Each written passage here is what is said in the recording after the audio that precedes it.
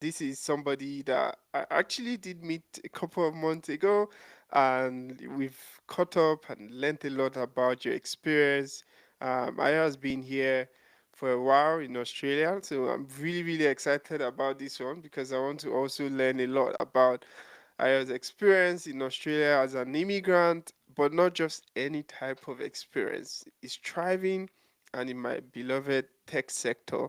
So, for the audience, I am sure that you're going to learn one or two things that you can take out from this episode, as we're going to be talking about some of the lessons, struggles, advice that Ayo would be sharing as he walks us through the journey. He's a currently head of delivery with FinPower. I think that's right. And That's doing right. amazing work across Australia, and that's exciting. That's always what I want to see, making sure that I'm in an environment where Africans are thriving and not just surviving. So, welcome on the podcast, Ayo. Really, No, really honored to have you today. no, thank you for having me. It's been a pleasure. Yeah, thank you so much. Look, so for people that are maybe just tuning in and they're like trying to decide, should I click out, should I listen to this conversation today? Can you give us a bit of rundown about your journey, how you came to Australia, and some of the key things that you think you'll be able to share?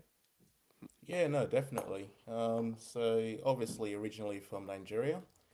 Um, and yeah, look, I left Nigeria when I was quite young. I've had a quite an interesting journey to be honest, because yeah, left Nigeria and moved to a place called Papua New Guinea. For those of you guys don't know where Papua New Guinea is, it's about 3 hours or so north of Brisbane. And Mm, yeah, I sort of spent a couple of years in Papua New Guinea. Went to a private school out there. I was fortunate enough to I've had the opportunity to sort of you know embrace the new culture, right? yeah. Meet new people. Um, it was quite an exciting journey for me and my family back then, going through Papua New Guinea. So yeah, Mm, look, spent a couple of years out there before we decided to venture out to Australia. My dad's a medical doctor, so all right. travel's been in his DNA since he was quite young. He's moved around quite a lot, lived in multiple different countries. Yeah. So Australia just happened to be the natural next step for us, and Mm. yeah, I've been here since 2006 now. Um, Oh, I've that's a, lost it's a track long of the time. years. Yeah, it is a long time. Yeah. It's quite some time, but yeah, I've been in Australia ever since. Went to high school over here, finished my high school, Oh, and then was fortunate to get accepted into university, where I studied a Bachelor of Business, wow. majored in international business, and information technology, Mm. majoring in information systems. So I did a double degree. Um, so yeah, during that time, I was once again fortunate. Some might say through hard work, but I'll probably say through luck. I got accepted into a scholarship program where I got a chance to go to the US to actually study for quite Ah. some time. Yeah, so I spent a couple of months in the US in a place called San Jose, um, Mm. in California. So yeah, did quite a bit of studies over there Whoa. as well. Yeah, have you heard of San Jose? Do you know where San Jose is? Yeah, I've heard sparingly. Not really dug into that, but like, yeah, I've Okay. definitely heard of that in the US. Yeah, How's yeah, yeah, it's quite close to San Francisco. So like a lot of people know, yeah, obviously, Los Angeles, San yeah, Francisco, but yeah, not a lot of people know where San Jose is. yeah. It's a hidden gem, to be honest. Yeah, highly recommend check it out one day if you ever get a chance.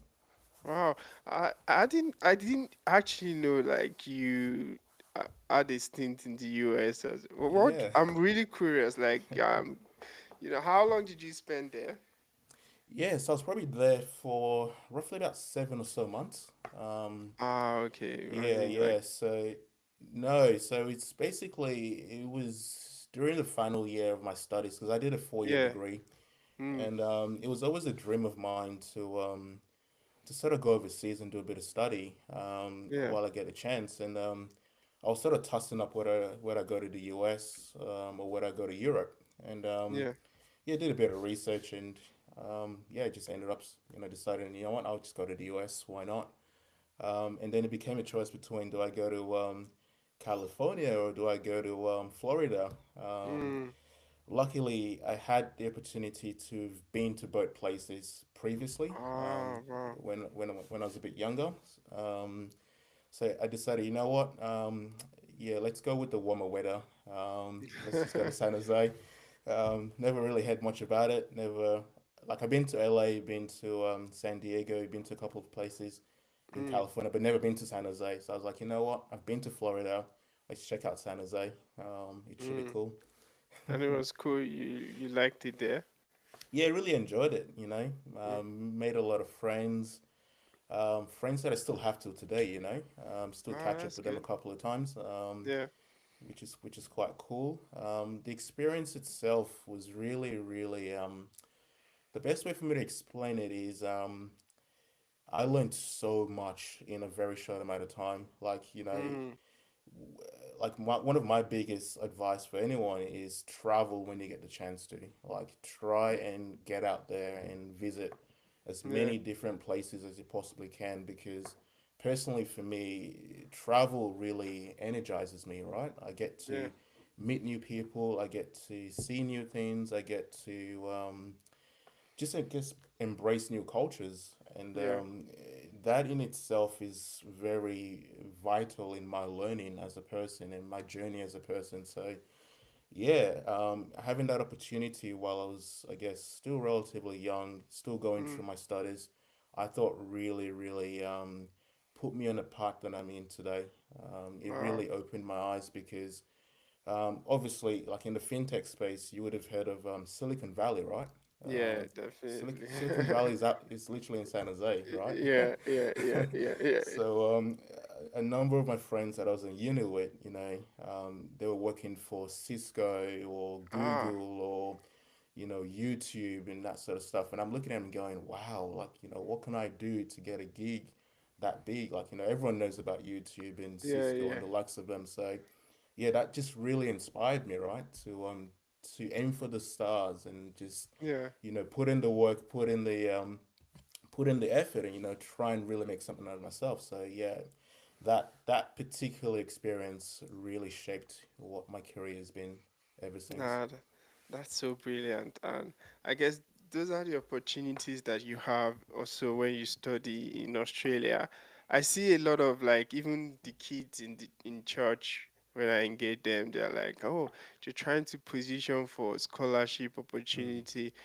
For people that don't actually know how it works, I don't know much about like the high school system here in Australia. How does that work? Like, what was your experience? How did that scholarship even come about? Yeah, so I went to a school called Narangba Valley. So it's based in Brisbane North. Yeah, It's a state school, so it's not a private school or anything. yeah, But I actually found it okay. Like if you're comparing schooling to Nigeria, for example, or Papua New Guinea, like standards over here are quite high. yeah, yeah, It comes down to, I guess, the individual, right? What you really want to get out of education. So, I did my year 11, year 12 in that school before I graduated and then moved into university. But personally, for me, when I got into university, like I really knew what I wanted to get into from a very, very young age. Like mm, I remember back in Nigeria, like my grandpa had a laptop, he had his first oh, computer and he didn't know how to use it, right? So my uncle bought the laptop for him and oh, yeah, he said, Ayo, come and help me figure this thing out. And from a very young age, I was like, yeah, I know exactly what I want to get into. I want to get into IT. IT is where it's mm, at. So, getting into university, like I knew exactly which university I wanted to go. I knew QUT, Queensland University of Technology, was, for IT. It's really the place to be. So, mm, very lucky got in there. And then when I was in university, I sort of felt like in Australia, the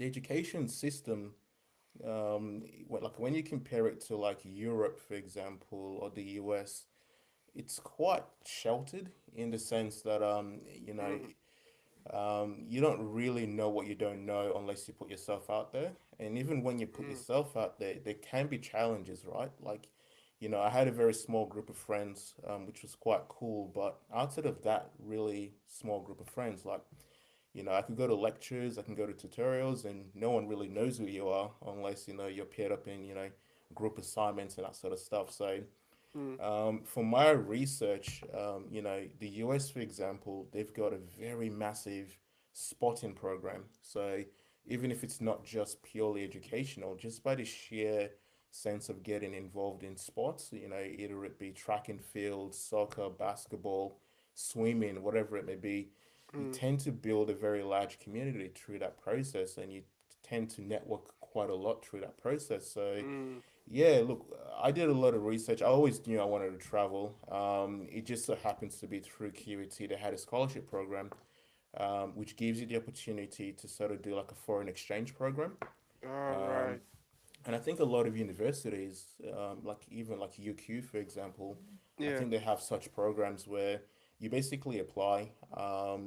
You get to apply for like a specific or a select number of universities, and it just depends on your grades, Mm, your background. Like they take a couple of things into consideration when they assess it, and based on that, you obviously get a acceptance or a rejection. So yeah. yeah, once again, quite lucky to have been able to be accepted into that program. But yeah, like it's one thing to get accepted, but it's another thing to then get the scholarship on top. So the scholarship on top Yeah. is not a given, right? So they take into consideration your academic records, what you do in your spare time, how you give back to the community, all that sort of stuff, which I think my Oh. background really helped prove my case. So I was able to get the acceptance into the program plus, a bit of a scholarship on top. So I guess um, it's like competitive as well because I was going to ask like is it all paid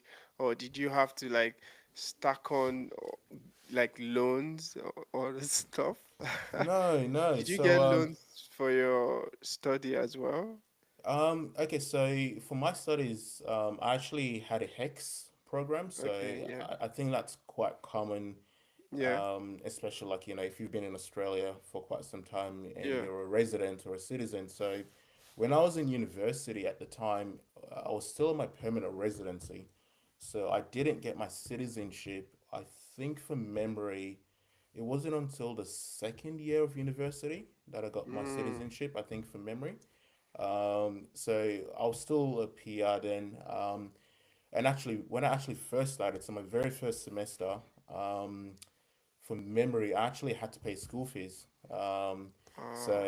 yeah, I wasn't even eligible for HEX in my first semester. So shortly thereafter, then I was eligible. Then I just went into the HEX program, and obviously, as most people would know, like it's basically like a loan, right? You take a loan with the government, they pay for your education. You work your way through your degree, and then once you graduate, you can start working, and then Yeah. you have to earn a particular amount of money, right? There's a threshold, and each year that threshold just keeps going up and up and up, Mm. which I guess helps a little bit, but yeah, like I didn't start having to repay it until I started earning a certain amount of money. And then yeah, over the years, as you keep working, you keep paying more and more until you basically pay it off. So that Mm. really, really helped, right? That meant Mm. I didn't have to look for money to pay school fees. That process helped out. Mm. With the scholarship, I did have a part-time work, and that is one thing I will highly recommend people coming through the system is Africans have the mentality of education, right? Like, you Yeah. have to go to school, you have to go to Yeah. university, you have to study. And look, there's nothing wrong with that. Like, I think education is very key. Yeah. Knowledge is power, right? The more you know, the more effective you can be. But I would highly recommend, as best as you can, try and get yourself some real experiences in terms of real skills. Yeah. So when I was at university, I was doing a part-time job. Mm. Actually, even when I was in high school, so dating back to high school, I actually had a part-time job. So I worked for Queensland Health when I was in high Ah. school. Um, I In went what through road? Queensland Health. So that's the health department. Oh. The What were health you department. doing in that department for them? So I was an administrative officer. Ah, So okay. basically like admin work, Yeah. right? Yeah, that's But it good. was it was a traineeship. So Yeah. basically once again, um, I sort of had to apply for it, and I was fortunate to have been accepted into it. And basically the way that program worked was, so this is while you're still in high school, right? So you're still Mm. studying in high Mm. school. The Queensland government then puts you through a traineeship program where you Wow. get to work at the hospital 1 day a fortnight. So Mm. rather than go to high school, so rather than go to school 5 days a week, 10 days Yeah. a fortnight, I went to school 9 days a fortnight. So Oh. every fortnight, I only went to school 4 days out of that week. And then the other day, I went to the hospital and I worked in the hospital. Uh, All right. And did I you get did paid? that. Yep. So I got paid a lot of money as Oh. well, funny enough, through that traineeship program. So Oh. that 1 day fortnight, I was able to, walk my way through that process. When I was on school holidays, my boss at the time would give me more shifts. So she's like, "Yeah, no, come do more." So I was able to do quite a number of shifts there. So I did that for just over a year, right? Mm. And through that process, I was able to get a certificate three in business Oh. administration, paid for, right? Paid for by the government, whilst getting hands-on real life experience. Experience. Wow. At such a young age, that's like the call out there. Yeah. Um, because I'm looking at my little one. I know that there's that opportunity, but I'm like, I actually don't want them like doing like McDonald's because you see a lot of kids, they go to like work in Big W, Yeah. McDonald's, and which is not bad, but also like there are different type of people, and I don't want people like just interfacing and shouting them down like at such a young age, and Yeah. so but I like your own experience is very very unique because it's in a more sane environment, more professional environment. So do you want to hear a fun fact? Yeah, tell me. After I did the stint at Queensland Health, so this was in grade 11, grade 12, right? Hmm. Um, once I finished my traineeship, I had the opportunity to pursue further work with Queensland Health. But what Mm, that meant was my ability to sort of focus on my university studies full time was going to be quite impacted. yeah, And my dad's a medical doctor. He's a professor. He's been through it all. Like, yeah, education is key. You got to go to school. You got to get your yeah. degree. You got to get masters and PhDs and all that sort of stuff. So at the time I started to make the call, I don't want to sacrifice my education for doing work. Like I could have Yeah. just gone down the work path, don't do university, just work, work, work, work. But I said, you know what? No, I'm gonna not pursue Queensland Health further. I'm gonna give that up. I'm gonna go and pursue my education, Mm, do my bachelor's degrees, and then sort of see where I sort of go from there. So based on that approach, my boss at the time always taught me about opportunities, right? So, opportunities come and go, and you've got to be able to identify those opportunities when they come through and grab mm, them as best as you can. So, long story short, I made the call now. I'm going to give up Queensland Health. I'm going to pursue education. And fun fact, the part time job I then took after I gave up Queensland Health was KFC. I worked part time at KFC. Um, and wow. when you say things like customer service and the customer's always right, and Yeah, you're working a job that you might feel has got no purpose, no real purpose, or you might be questioning yourself like, what am I doing? Why am I doing this? Ah, KFC was one of those places where, like, for me, the people I worked with, and funny enough, the my boss, my direct boss, I'm still best friends with him to this day. Like, I talk to this guy oh, probably every couple of days. Funny enough, oh, that's good. um, but the thing with KFC for me is it really taught me something in terms of purpose. Right, I Mm, knew I did not want to spend the rest of my life in KFC. I knew mm, KFC was simply a means to an end at that point in time. It gave me the ability to earn a little bit of money, save up a little bit of money, yeah. which ultimately came into play when I went to the US.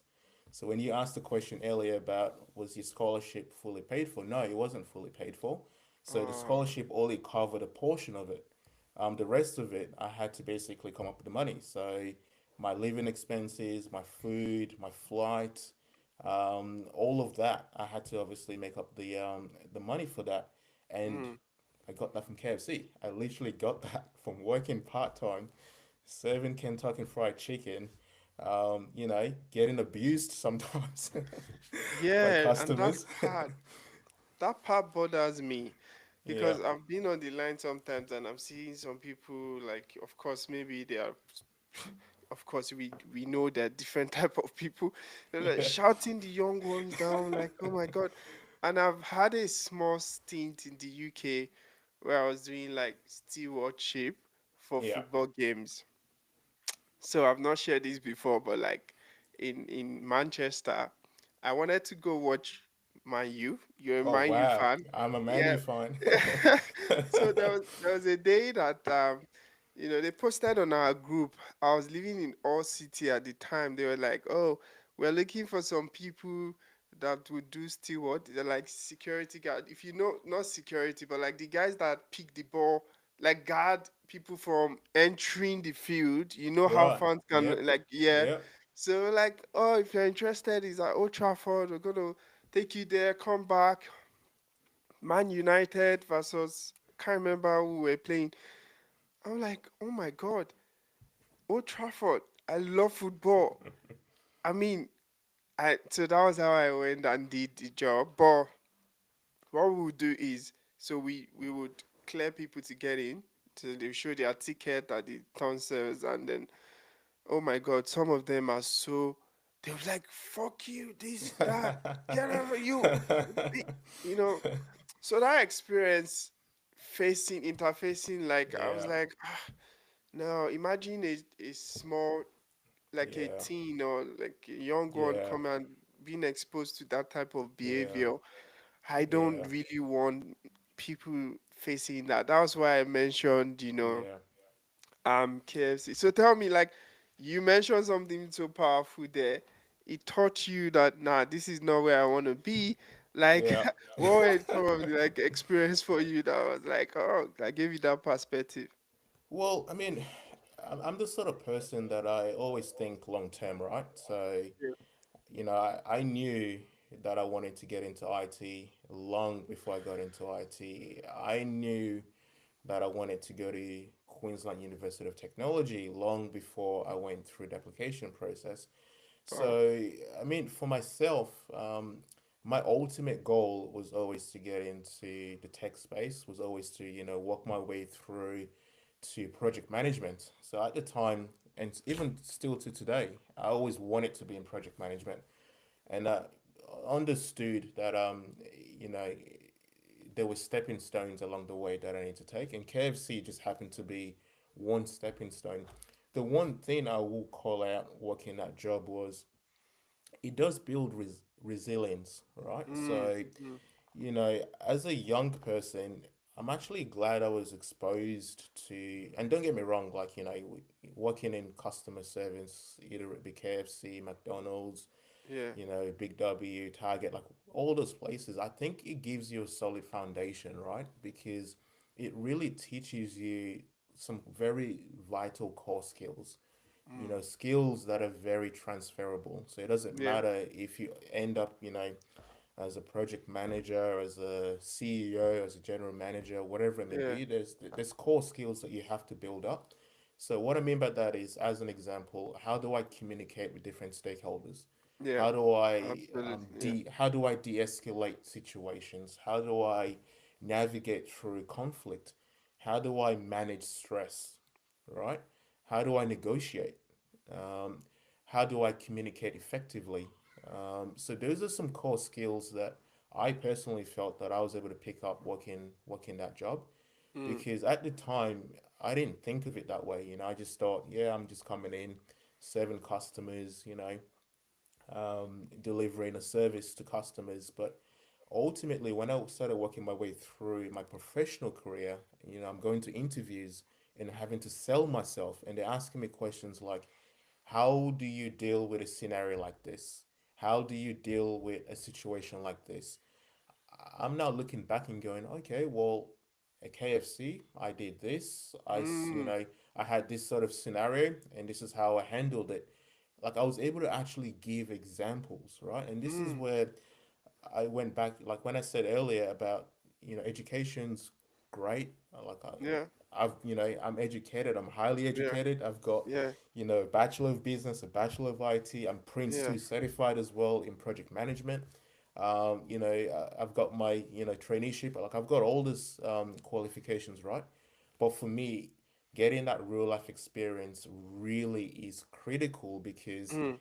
um, you know, when you're working your way through selling yourself, presenting yourself, when you have those real life experiences and those real skills that you can, I guess, look back on, it really does help provide a lot of confidence in the Mm. person that you're trying to sell yourself to, right? Mm. Because they can go, you know what, this person has done that, they've done this, they're able to navigate through this way, and so on and so forth. So I really personally found that that really helped a lot. Nah, nah, that's so brilliant. I'm just learning a lot. Like, and this is what we coach our learners and tell them like these soft skills they make a whole world of difference for people. Like being able to show and like tell and. But going back to what you said, for me, I also want to learn.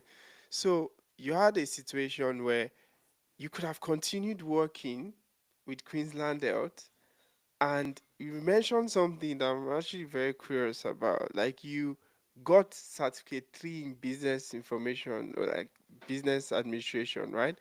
Yeah. Would you not consider that as like being educated? Good question. Yes, that is part of education, right? So, some people, Mm-hmm. as an example, will go to high school and they'll finish high school and they don't go any further in their education. Yeah. I will consider that education, right? Some people will get a certificate one or a certificate two or a certificate three. That is education. Some people might get a diploma. Some people might get a bachelor's. Some people might pursue masters and PhD and so on and so forth. For me, education is, I guess, every single day, right? When you step out the door and you go and experience this life, right? Yeah. You are, as a human being, I feel like you're learning something. It might not necessarily Absolutely. be, you're going to school or you're, in a classroom environment. Just this share, like this conversation we're having right Yeah. now, there's things I'm Yeah. learning off you. Yeah. I'll Yeah. take I'll take I'll take that as education as well. So look, the set three was definitely education. For me, I always aspired to at least bare minimum get through to bachelor's level. Mm. I mentioned earlier that my dad's a medical doctor, is a professor, so he Yeah. got all the way through to PhD level as an example, right? I don't see myself getting to that level, but I always thought as a bare minimum get to bachelor's level, and if I'm fortunate enough, maybe be able to pursue my post grad, which I'm hoping someday I'll be able to at least do that. Yeah.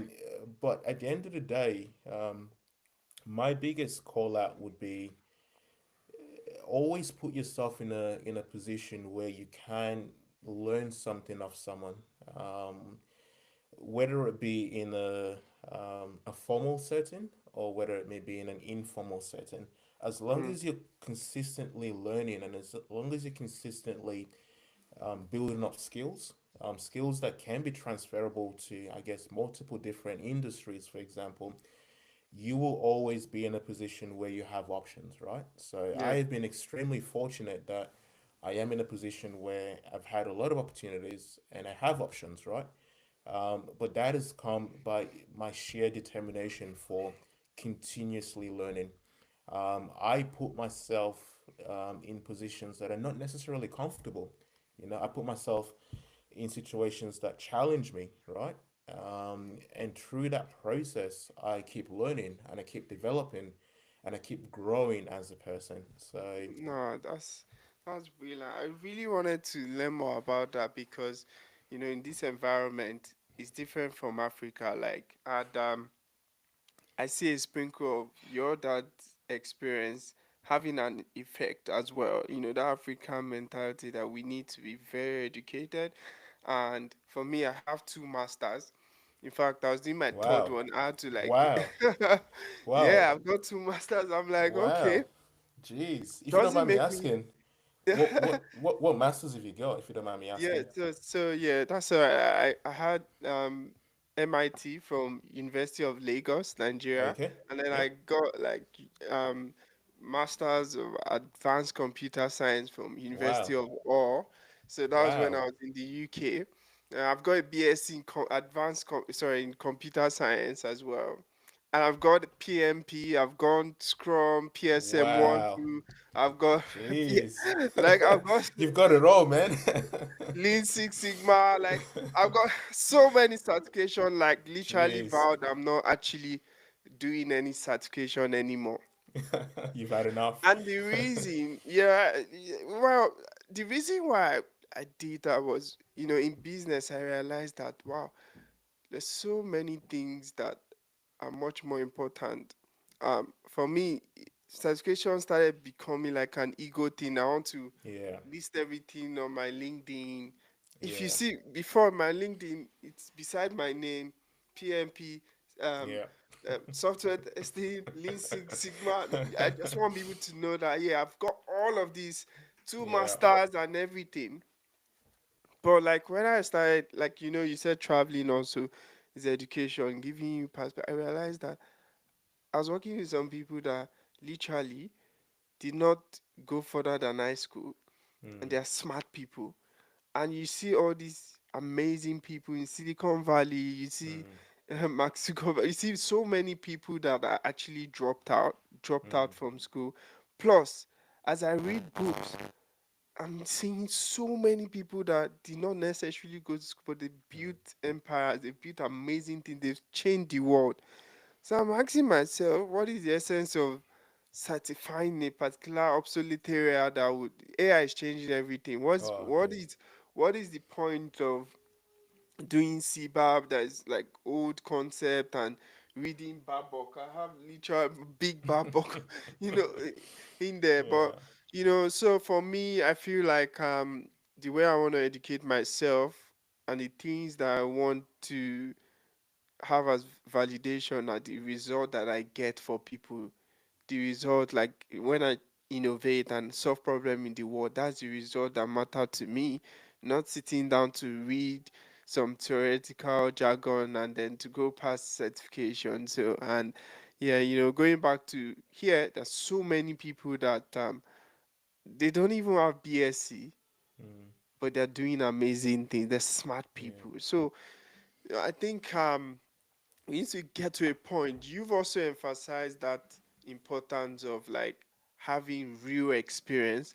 I Yeah. think that gives a lot of confidence. I train so many people that all they know is just theoretical knowledge through Yeah. university system, and they don't actually know the application. They can add value in a Yeah. significant way.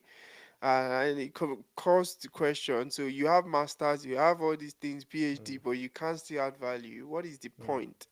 Mm. What is the point of that? So thank you for that. So but just last question on that, is that, would you say that it was worth it? And I'm talking, of course it is worth it for you, because of course you're doing incredible thing, but I'm trying to um I'm just looking at a relational approach, like people who are actually worried of getting into, you call it X debt, right? where Yep. you're Yep. paying for, I don't know how long you have to pay for, and I don't know how much, but Yeah. like for some people they've said, well, this is not worth it for me. I can go and get skills and Yeah. solve problems. Do you think it's worth it for you, or would you generally advise like, yeah, go into it, pay for that education, it is worth Yeah. it in your experience? Yeah, look, that's a good question. Personally, I think it's a personal decision that each person has to make. Um, and what I mean by that is, as an example, my current role right now is head of delivery for a software company, working in fintech, leading a team of 8 people, Yeah, business analysts, product specialists, getting to work in software that, really makes a difference, yeah, I feel, anyways, in this world, yeah, is ultimately where I aspire to get to, right? So I yeah, might not be in Silicon Valley right now, but yeah, I'm yeah, in my little slice of Silicon Valley here in yeah, Australia. So for me to get to the point that I am today, I needed that education, I needed the experience, I needed to go through those stepping stones to get to this point, right? yeah, So personally for me, if I could do things all over again, yes, I needed to have gone through school, I needed to have gone through university, and I needed to have traveled. mm, Now, you might find someone else that they don't really know what they want. They're not really sure. And look, in Australia, it's really difficult to go to high school, you know, finish high school at the young age of, 17, for example, right? And come out and really figure life out and know, you know what, I want to do X, I want to do Y. It's really mm, challenging. A lot of people come out of high school and they have no clue what they want to do. And they have to go through different pathways to finally figure it out. And in that mm, particular case, you might find people that go to university, they study one degree, maybe halfway through it they realize, actually, you know what, this is not for me. They then either drop out or they change degrees. They've already accumulated some debt along the way. They then go into a new degree, accumulate more debt through that process, and so on and so forth. So it's not uncommon for people to change degrees multiple times, or even worse, start it and never finish it, right? And then go back to it. So in that particular case, my advice would be going through university, as an example, is not for everyone, right? mm, In the society that we live in, we need doctors, we need lawyers, we need accountants, we need dentists, we need tradespeople, we need mm, builders, electricians, plumbers. We need people in various different sectors to keep our community, to keep the system functioning. Not all of those areas need you to go to university, right? So, as an example, if I decided that my passion in life, my goal in life, my dream in life was to be an electrician, as an example, I would have taken a yeah, completely different pathway. I would have gone through, do my qualifications in that particular space, gone through the apprenticeship pathway, and I would have avoided university altogether. But I will be happy because I'm doing what I'm passionate about. So to try and answer your question, I think it comes down to individual. It comes down to the individual, and also it comes down to what is your actual passion.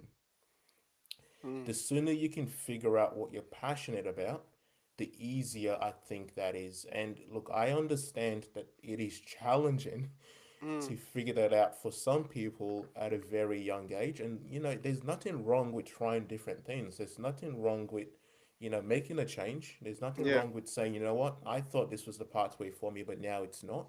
That's fine. but that's But costly. it is costly. It definitely is. I mean, obviously, the sooner you figure it out, the cheaper it will be. But my challenge to anyone would be try and figure out your passion, because once Mm, you can find that passion, everything else just falls in place. So for me, my passion has always been in IT, right? I also have a passion for traveling. I love to travel. So I've been fortunate to have been able to, get traveling experience as part of what I do, my day-to-day job. So I'm living my dream essentially, right? So the cost to get to that point was worth it for me. no, that's brilliant. Thanks for sharing that. So for people, you have been here for almost forever. You Oh, are a jeez. proper Aussie. What Uh, has changed? What are the two key things that you would say has changed, especially for us that were like maybe I'm just like 3 years and yeah. you know what would you say have changed? Is this advice like the way the school system is? Would you say it's still kind of like similar now, or like have something changed significantly? Plus general like you know So when you say experience. something's changed, do you mean like change in Australia or change in my experience Maybe or? life in Australia in general, basically. Yeah, okay. Look, I guess I mean for me because I came here at a relatively youngish age, like I was still in high school Yeah, when I came. yeah, I was still, I guess, at that age where you're figuring things out, right? I didn't know what was what. I still, had my parents guiding me and yeah. all that sort of stuff. So I guess my view of Australia when I first came here is fundamentally different to my view now, Mm, having been here for quite some time. I guess probably the easiest way to explain it is not everything is rosy, right? Like, if I came to Australia, for example, directly from Nigeria, I would have thought, yeah, money grows on trees and, you can just walk in and, Ah, everything is just so easy, right? Like, it's a perfect life and yeah, all that sort of stuff. And don't get me wrong, like, Australia has so many opportunities. yeah, Like, I have been so fortunate to have been able to, sink into those opportunities that Australia has to offer. And it's been an absolute blessing for me to have been here all this while. yeah. Um, but it's not easy as well, right? You really have to figure things out. You really have to know what it is that you're trying to get out of life, Hmm, in general. And if you're a hardworking person and if you've got a vision, you can make a life out of Australia at any point in time. But it does have its challenges. I mean, one of the key things I'll probably call out is it can be lonely. It really can be, you know. If you don't have a solid community around you, or if you don't have a solid support group around you, yeah, it can be quite challenging because the way the society is built is pretty much along the lines of everyone just goes to work, do the work, come home, have dinner. If you've got kids, look after the kids, and just yeah, rinse and repeat, rinse and repeat. Whereas, I still have the mentality of what life used to be back in Nigeria, for example, right? It wasn't uncommon for, friends and families and relatives yeah, to just drop by whenever they wanted yeah, to. There was yeah, always massive gatherings. There was always yeah. something going on. There was always activities. Over here in Australia, like even my younger sister, she can't come to my house without calling me and giving me the heads up that she's Yeah, gonna be coming, definitely. and we Yeah. got to make a booking. What date? What time are you gonna come? you can't So that just you I'm can't home. you can't just rock up. Yeah, I know. Like she's done it a couple of times, and I'm looking at her going, "What are you doing?" so, so I guess my vision of my vision of changes throughout the time I've been here is I'm probably a lot more knowledgeable in terms of how the system works. I'm a lot more knowledgeable of how to navigate the system. Hmm. I'm more knowledgeable on how to present myself, right? These are things that if I came here literally directly from Nigeria at an age where I needed to start working, for example, I Yeah, probably would have found some challenges.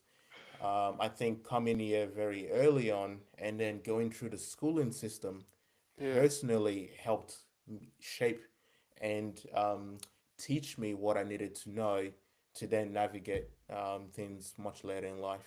So hopefully that yeah. answers your question. Yeah, absolutely. I mean, and you touch about knowing the system. I did a video a couple of days ago and I was talking about really knowing the system. There's so many things you need to know.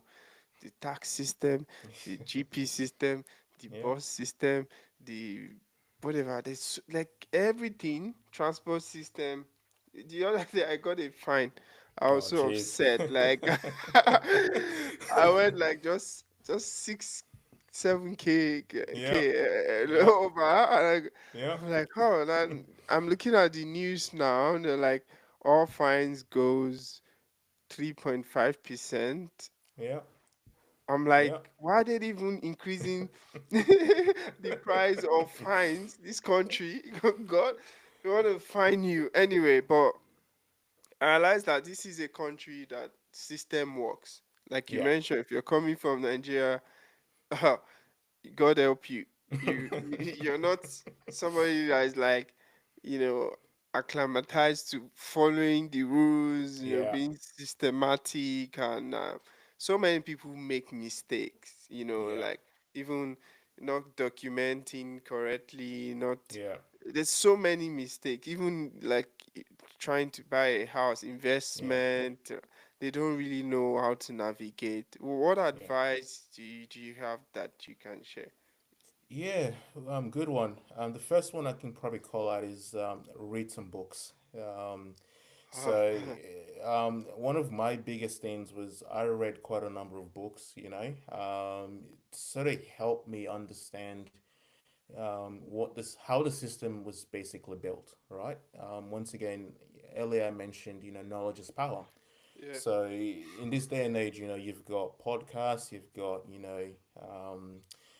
audiobooks, you've got, yeah, physical books. There's a lot of really good stuff out there that you can check out. And with the power of AI as well, you can always, yeah, leverage that and say, hey, look, I'm trying to navigate the Australian system. Can you, yeah. give me some great suggestions in terms of books that I can sort of have a look at? So that will be one thing. The second thing is, once again, I'm gonna come back to working experience, right? So when I was navigating my way through the different jobs that I had, either it be Queensland Health, or either it be KFC, or either it be the software companies that I've worked for so far Mm, up until today, you get to work with different people with different levels of knowledge, experience, and the likes, right? So one of my greatest things was always being someone that put myself in a position of, hey, I don't know it all. I never will know it all. I'm always willing to learn and absorb.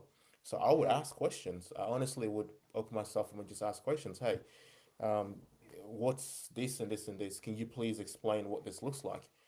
Can you please give me advice, give me feedback, give me recommendation on what this sort of stuff looks like? So through my working career, very early on, I was able to really learn a lot of stuff of people that obviously were either born in Australia, live in Australia their whole life, or came to Australia before I did. mm, So that's another thing I can probably call out. The third thing I can call out is I was fortunate to have been in a position where I could pay for advice very early mm. on as well.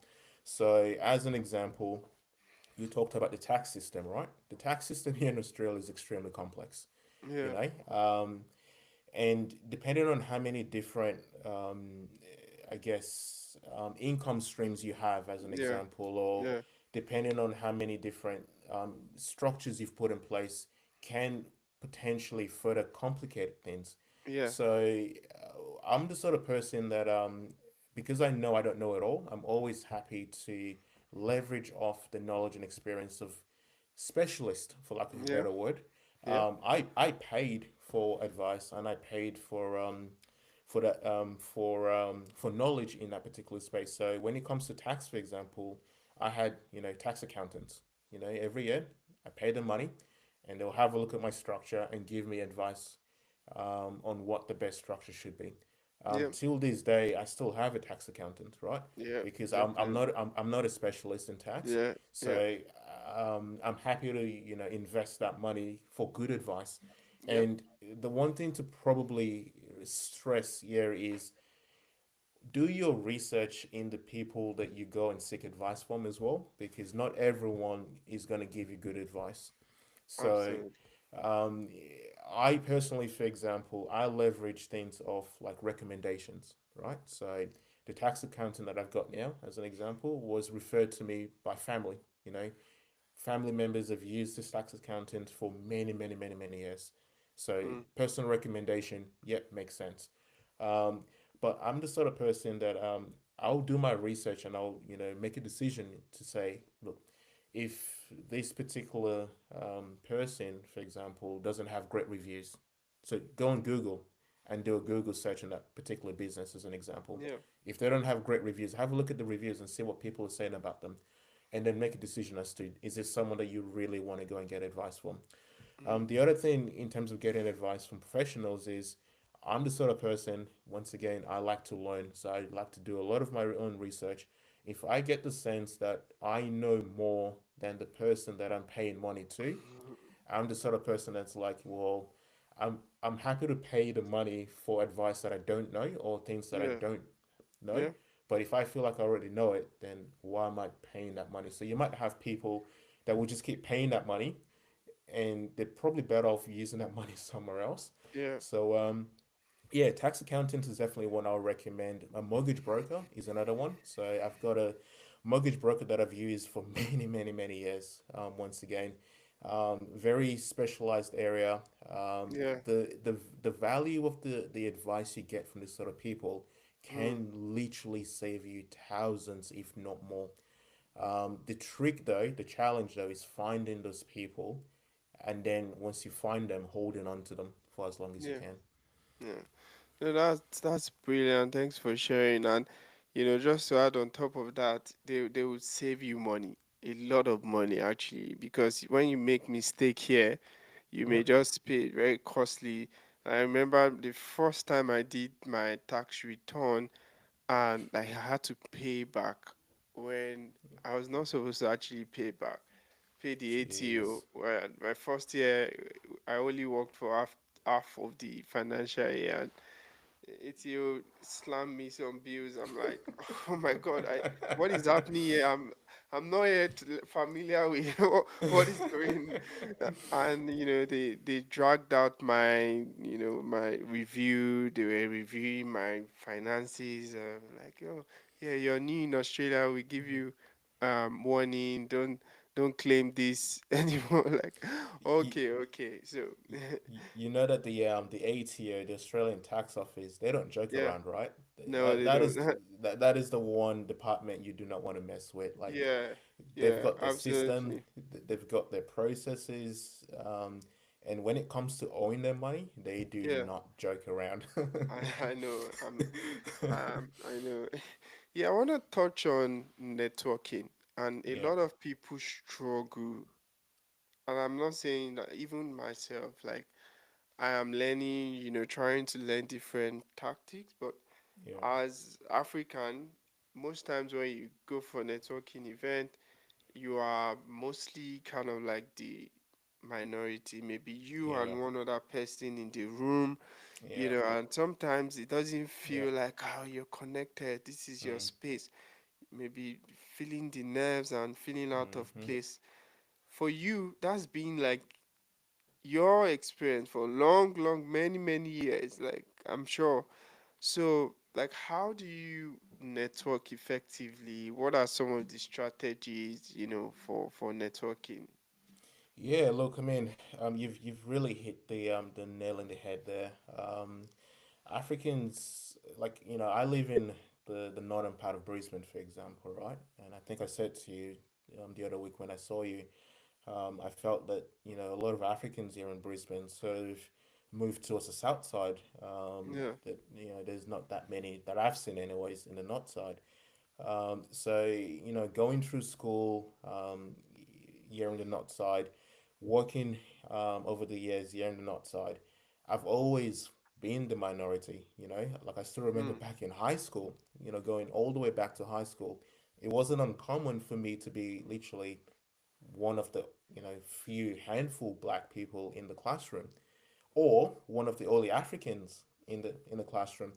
And wow. even all the way through my career, I've always had that, had those feelings of being the minority. But I guess it is a challenge, no doubt. It is something that I still, find challenging at times, but the only thing I can probably say to that is the more experienced you are in that Mm, particular space, the easier it becomes. And what I mean by that is, I am now comfortable being the minority. Like, I am now comfortable knowing that, usually most of the events I go to, either it be conferences or, either it be I'm going out to meet a client, for example, either in person or whatever it may be, I'm comfortable knowing that there's a high likelihood I'm going to be the only African there, right?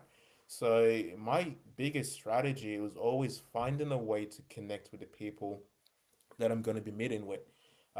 Like if I'm going for a meeting, for example, I would know who my stakeholders are. Yeah, So you've heard the thing, icebreakers as an example. So find something, do some yeah, research into what you can talk about that can help break the ice. So yeah, it might be sports, for example. It might be traveling. It might be food. It might be hobbies, right? A lot of people have hobbies. Either it be sports, cycling, yeah, running, all that sort of stuff. So I usually try and find something to relate to. It's much harder though if you're in a much larger setting. So as an example, if I go to a conference, yeah, obviously I can't research the people, yeah, right? I yeah, probably don't know anyone that's going to be there, right? So this is where one of my key strategies is leveraging my personal experiences. So for example, I know there's usually key topics that most people can relate to. yeah, So things like, for example, sports. There's a high likelihood that people can relate to some form of sports, either it be, mm, you know, rugby, either it be cricket, either it be football, wherever it may be. So I can usually use those items as conversation starters, and then yeah, try to break the ice, and then go from there. Another key one could be traveling. Like, a lot of people travel, which is partly yeah, why I love traveling as well. So I usually use that as a way of breaking the ice. But from my experience, I tend to find that a lot of people are quite intrigued by us Africans, right? Not in a bad way, just to stress that point. They're mm, intrigued in the sense that they want to know more, they want to learn more. And one of my biggest strategies is I don't run away from that. I actually embrace that and run into it. So when I see, for example, that there's someone that's looking at me from a distance in a conference, and I can mm, tell that they're probably curious, I would walk mm, towards them and strike a conversation. And mm, I'm happy to talk about my background. I'm happy to talk about where I come from. I'm happy to talk about where I've been, what my journey is, all that sort of stuff. And what you tend to find in those sort of conversations is they just want to know more about you and what you do and all that sort of stuff. They're quite intrigued. So if you're shy and you run away from it, then you never have that opportunity to spark that conversation. mm, So that's probably um, my biggest yeah. advice would be, yeah, embrace it and just run with it. No, that's brilliant. You just it feels like you're trying to toast a girl every time. Exactly, man. It's It like, is it is very like nerve-wracking. walk up to them and like, hey, hey, How are I'm you? not. Yeah. how are you doing? No, it's great. It's um, great. but obviously, as once you've done it the first time, I'm sure it's extremely nerve-wracking. But when you do it the second time, it's a little bit easier. You do it the third time, it's a little bit easier. I mean, what's the worst that can happen, right? You get rejected. Yeah, Okay, you yeah, get rejected, so what? You move on. You go and talk to the next person. yeah, And if the next person doesn't want to have a chat, okay, all good. You go and talk to the next mm, person. yeah. So I guess my biggest thing is I'm not afraid of that rejection. I'm not afraid of Ah, pushback. I'm not afraid of being disappointed. I see it as an opportunity, right? I'm naturally a shy person, right? yeah, So that is a personal thing for me in terms of just building that confidence to be able to go out and spark those conversations, building that confidence to know that, hey, you know what, you might be different in the sense that you're the only African in the room, for example, but that doesn't mean that people can't learn from me. yeah, So when you can show that confidence, when you can portray that confidence, I tend to find a lot of the times people tend to gravitate towards you, and usually it's tell me more. I want to know more. mm, What are you about? What are you doing? All that sort of stuff, and then just go from there. mm. That's brilliant. Before, I've, I want to ask, like, did you, in terms of net value? Do you think you've gotten value from those conversations where you're networking and all of that? 100%, 100%. Mm, It is something that I highly, highly recommend to everyone is always take the opportunity to network, always take the opportunity to go out there. I mean, that's honestly the reason why I came out to Sing Skills the other week, yeah, right? When you guys had your yeah, event in yeah, Brisbane, absolutely. is Yeah, I wanted to meet new people. I wanted to have a chat with new people. I wanted to experience new things. So I put myself out there, and guess what? Now you and I having a conversation today, which has been great. yeah, So I highly recommend putting yourself out there. Don't get me wrong, it is going to be nerve wracking. It's going to be, yeah. it has its challenges. That's okay. It does.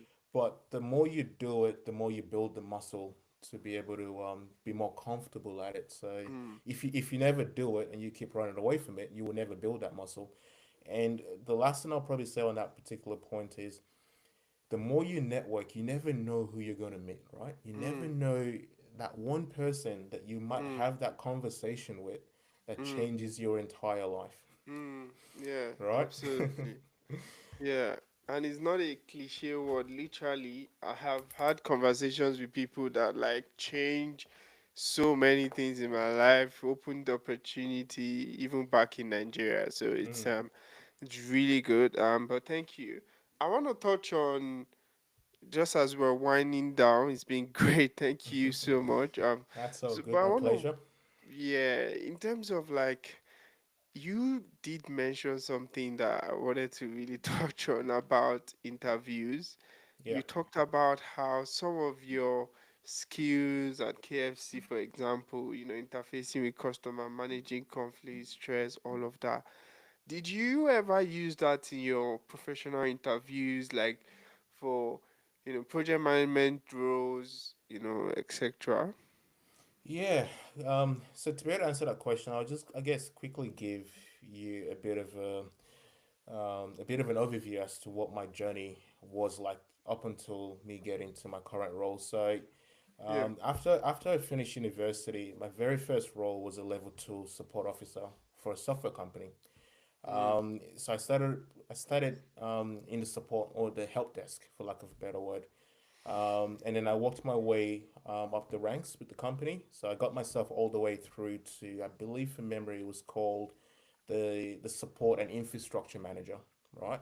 mm, Before I left that company and then moved on to become a consultant, a software consultant, for a short while. And then I joined my current employer, where I've been ever since. And then once again, when I joined my current employer, I started off as a team leader, then a business analyst, then a project manager.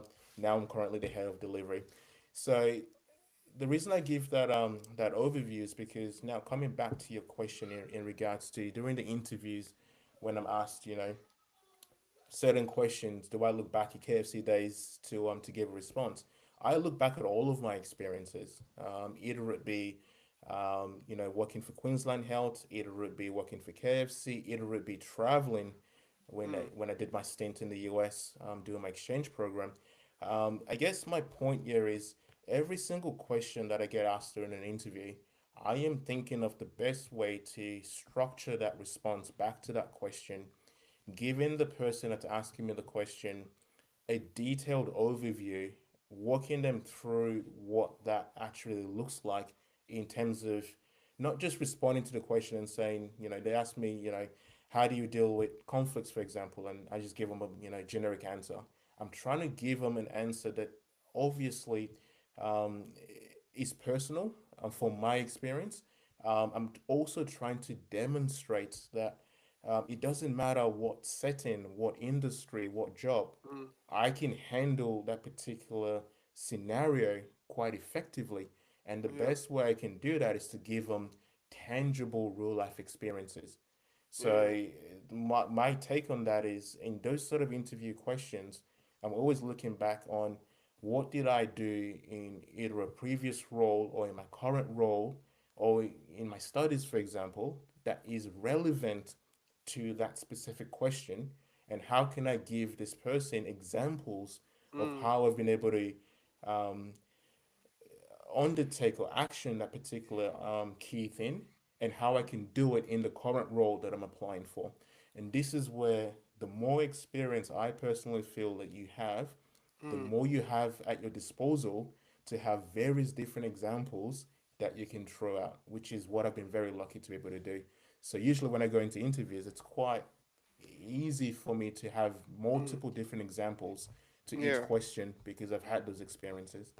No, that's brilliant. That's why we tell our students, hey, map out all your experiences, your project experience as well. So you have that handy, and when they ask you questions, you're making it conversational. Mm. I just want to ask again, like, when it comes to approaching like job process here in Australia, what are maybe one, at least just one thing you don't hear people talk about that you feel, oh, I wish people did this, they would get better result. Oh, that's a tough one.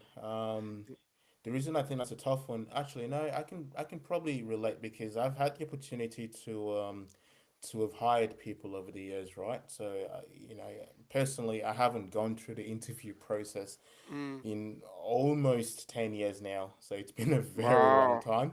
Right. But I've been on the other side, right? I've been the one asking the questions and all that Yeah. sort of stuff. Um, from an interviewee perspective, so me asking the questions, the Yeah. one thing that really strikes me that wow, people don't actually do this is you got to prepare for the interview. Like you got to Oh. honestly, you got to plan the interview from the start to the finish and then execute.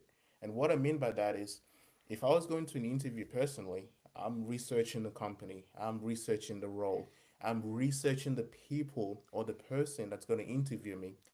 I'm researching as much as I possibly can so that when I'm talking to this person or the people interviewing me, Mm-hmm. I can show them, I can demonstrate to them, I Mm-hmm. have done my homework.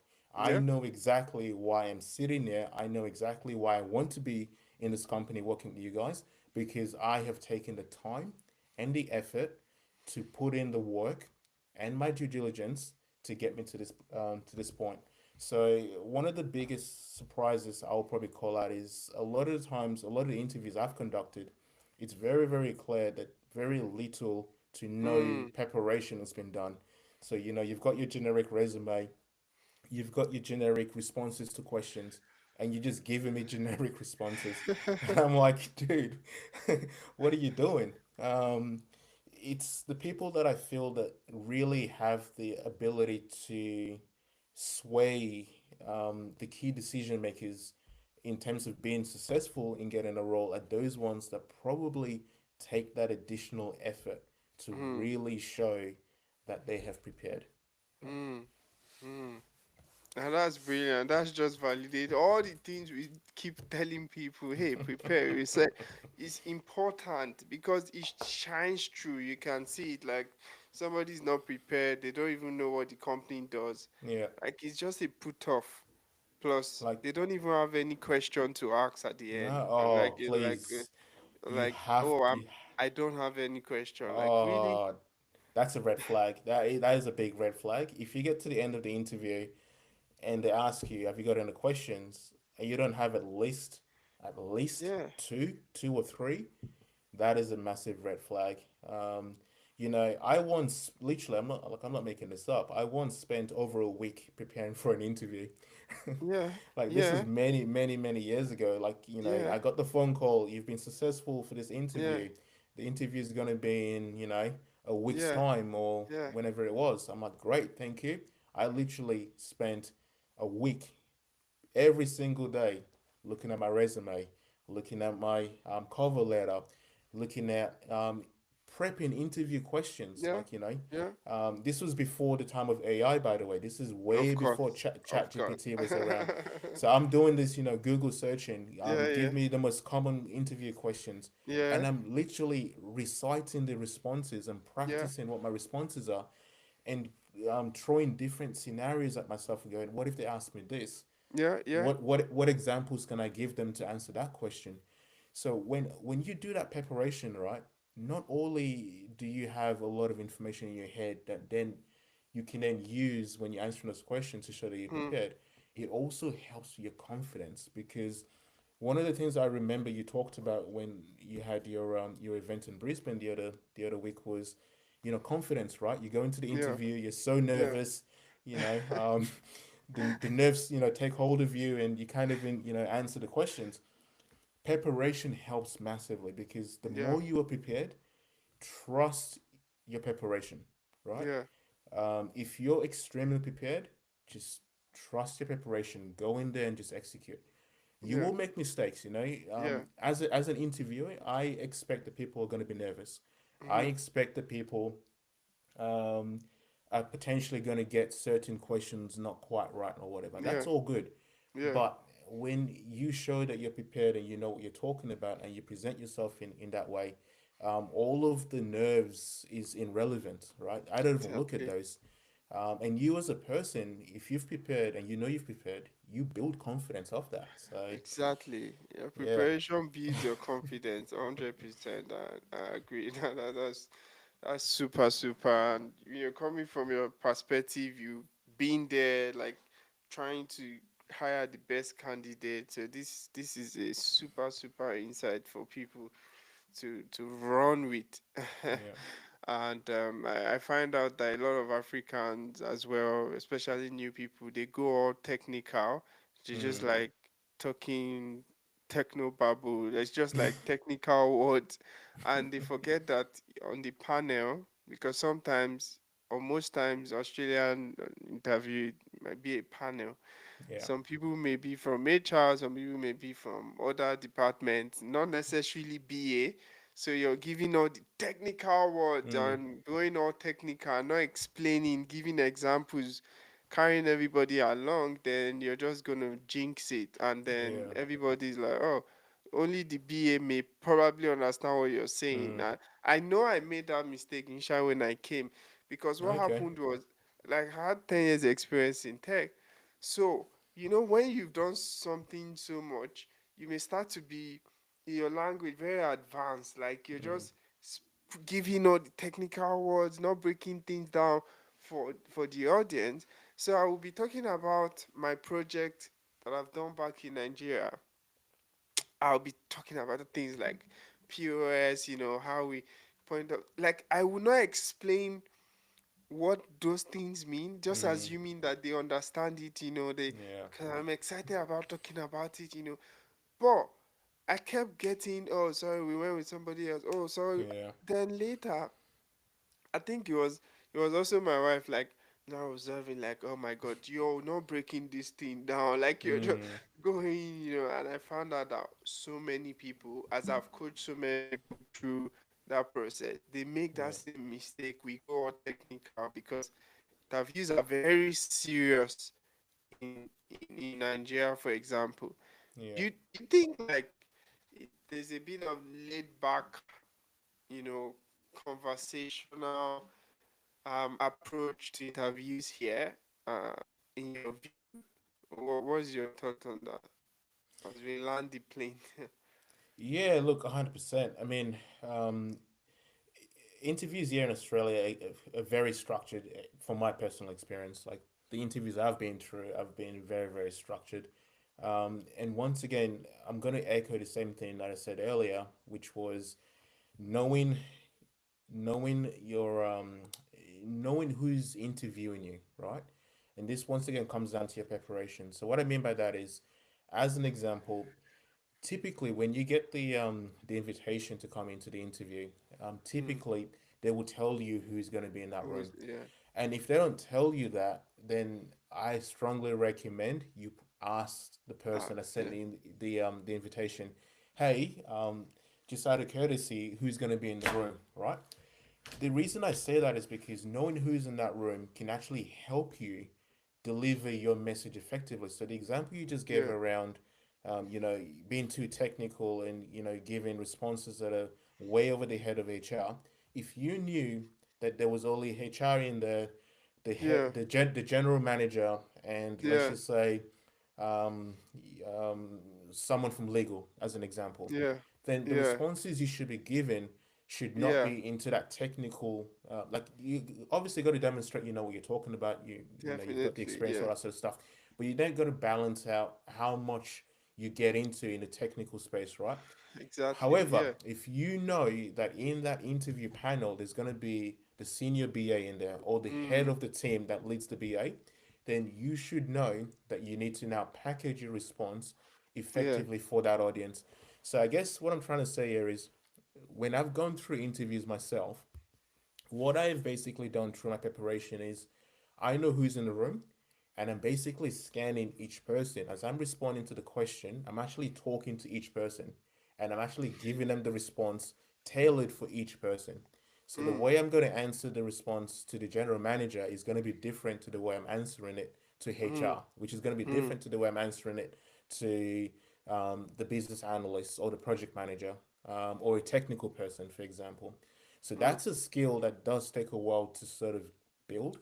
But It does.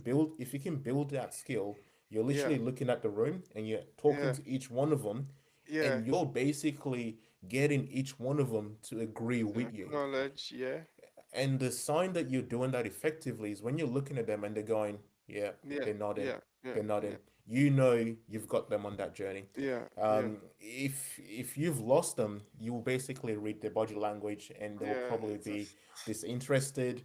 You'll probably see them potentially yawning or looking elsewhere or trying to cut the interview short. So yeah. yeah, No, that's a super, and it did take me a while. For example, the subtle skill I learned from Tyler, for example, you even calling the interviewer by their first name. Hey, you would agree with me that yeah, this thing, wakes you up like, oh, yeah, oh yeah, no, I just got my name. Oh, what is he yeah, saying?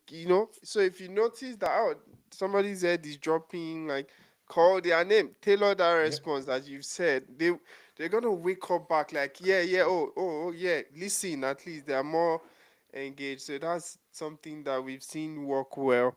And thank you for yeah. mentioning that as well. So just to round up, final question. Um, so what advice generally you've been to our event, you've seen the Mm-hmm. struggles of people, even real life, sitting there and just engaging and connecting with people. So many African immigrants, they're working below their skill level. Mm-hmm. Most times they're doing jobs that are not satisfactory. Yeah, They're exhausted. They're juggling many like shifts. And they want a way out. Like, yeah. from what you've seen so far, what advice would you give general? Just general advice. My general advice is be comfortable taking risk. Be Hmm. willing to take risk. I mentioned earlier, right, that Australia is full of opportunities. There's a ton of opportunities out there. Personally, I've been extremely fortunate to have been able to tap into a number of those. But those opportunities don't just present themselves on a silver platter to you, waiting for you to grab them. You Mm-hmm. have to be able to identify them. And sometimes those opportunities are risky. You've got to be able to assess them and go, you know what, this is a risk worth taking. Mm. So my general advice to everyone would be, if you're very risk averse and you're not someone that is comfortable taking risk, the potential for you to miss certain opportunities that can actually put you on a pathway to where you ultimately might be dreaming of getting might be impacted. So Mm. that might be, taking a position that might only be, as an example, a casual position, like the Mm. hours aren't set, right? Or it's a temporary position, right? It's a contract position. So you might say, oh, well, why would I take that risk if the hours aren't set? It's a temporary position. What happens if the contract finishes and then I've got nothing?